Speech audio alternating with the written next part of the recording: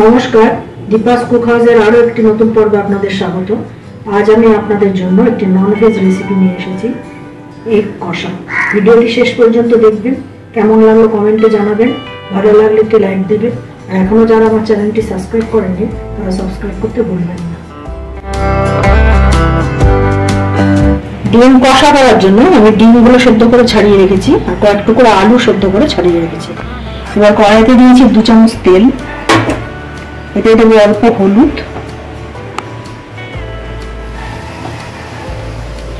অল্প নুন দিয়ে ডিমগুলোকে আমি ভেজে নেব।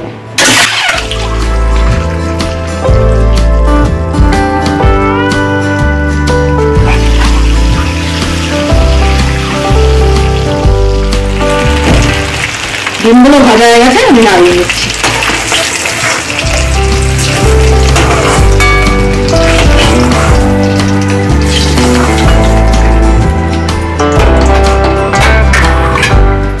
এবার সেই তেলেই আমি সেদ্ধ আলুগুলোকে ভেজে নেব।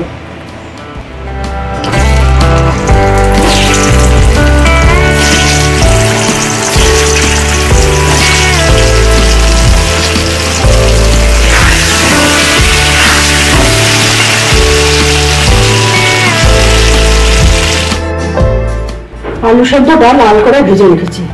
এবার আমি কিছু পেঁয়াজ কুচি করে দিচ্ছি।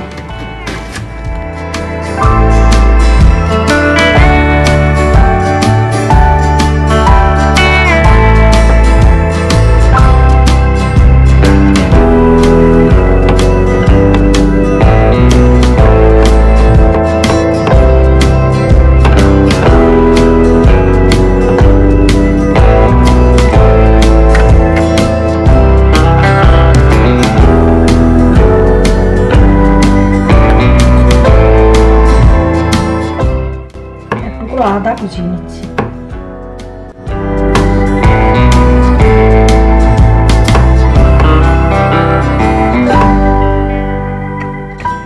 এতে দেবো 4 কোয়া রসুন।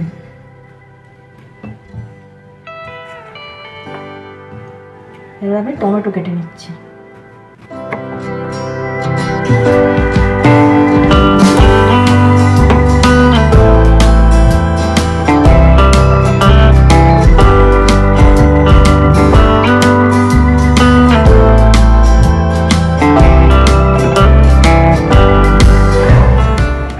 এবার সেই সাদা তেলেই আমি পেঁয়াজ, আদা, রসুন ভেজে নিচ্ছি।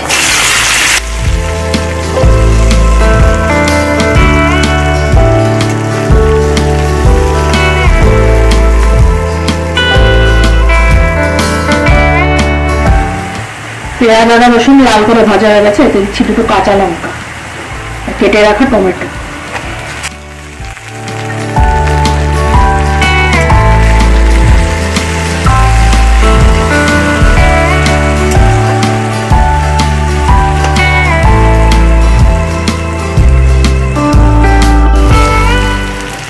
টমেটোটা গলে গেছে, এবার আমি এটাকে ঠান্ডা করে পেস্ট করে নেব।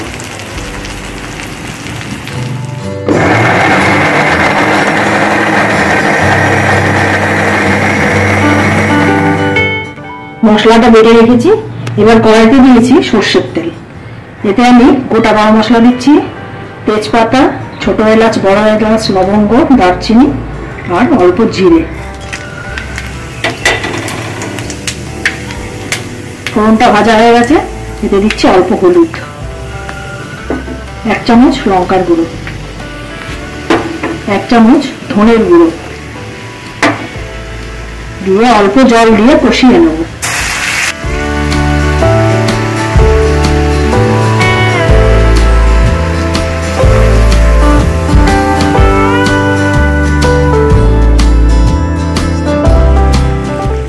মশলাটা কষানো হয়ে গেছে, এবার এতে দেবো আন্দাজ মতো নুন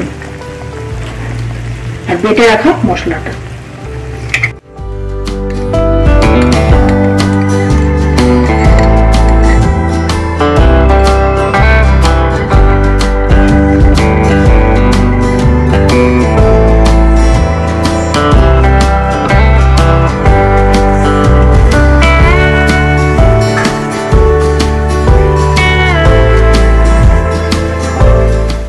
এবার গ্রেভিতে দেবো অল্প জল।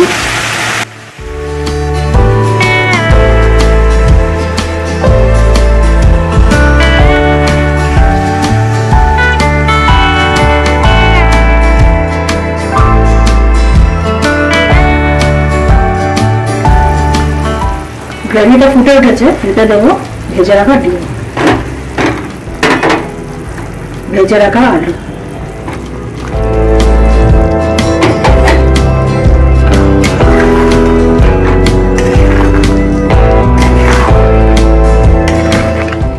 এটাকে আমি 2 মিনিট ঢাকা দিয়ে রাখবো।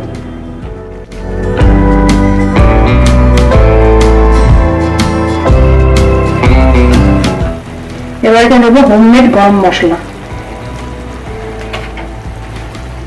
আর এক টুকরো বাটার।